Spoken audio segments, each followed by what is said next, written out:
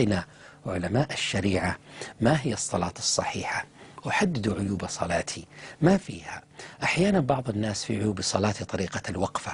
هذه الوقفة المسترخية عند بعض الناس تشعره نفسيا بشيء من الإجهاد وإن لم يكن مجهد، ولذلك لماذا العسكريين يقفون وقفة مشدودة تعطيه درجة من الثقة، درجة من القوة تماما. أما إذا وقف هذه الوقفة المسترخية فهي أقرب إلى ماذا؟ إلى الضعف والوهن، ولذلك يكون أقرب إلى الملل ذلك الإنسان.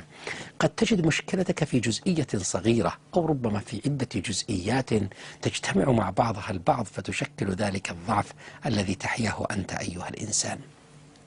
بعض الناس إشكاليته في الصلاة أن الصلاة هي وقت السرحان تماما، ولذلك الشخصيات القلقة تماما أو يسمى الوسواسية حينما تأتي وقت الصلاة هي الوقت الذي يمنع من ممارسة عدة نشاطات.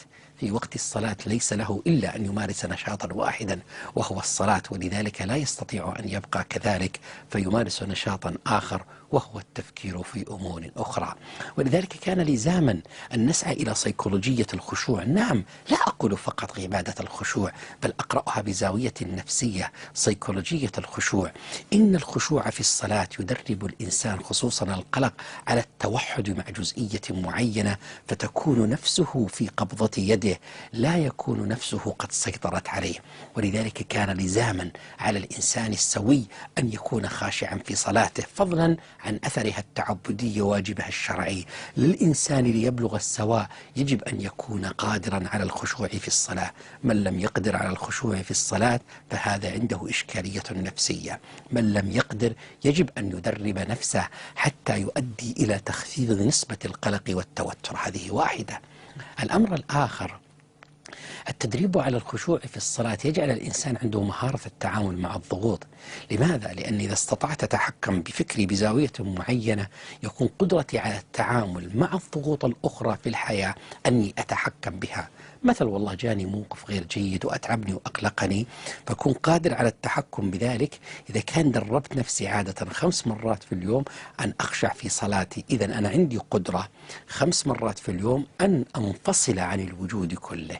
إذا سيكولوجية الخشوع مطلب أساسي للمدراء الذين يريدون ستريس مانجمنت، مهارة التعامل مع الضغوط، من يريدون أن يتدربوا على التحكم بماذا؟ بمهارة التحكم بالغضب وغيره.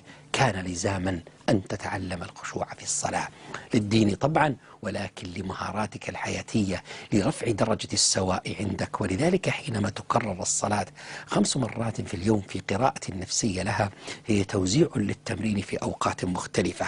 توزيع للتمرين هذا في أوقات من النشاط وصعود النفس وهبوطها. عند الاستيقاظ والنفس في وضع معين، الظهر بعد ذلك الإنهاك، العصر بعد استيقاظ نومة الظهر، المغرب مع نهاية اليوم، العشاء قبل النوم، في أوضاع مختلفة.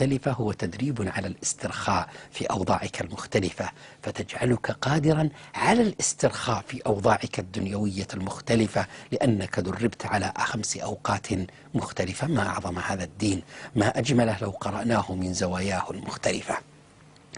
الأمر الآخر في تحديد عيوب الصلاة، أنا لا أستطيع أن أحصرها كلها لأن كل إنسان يحصر عيوبه بنفسه، لكن هذا هو الطريق في السفر لعلاج ذلك الأمر.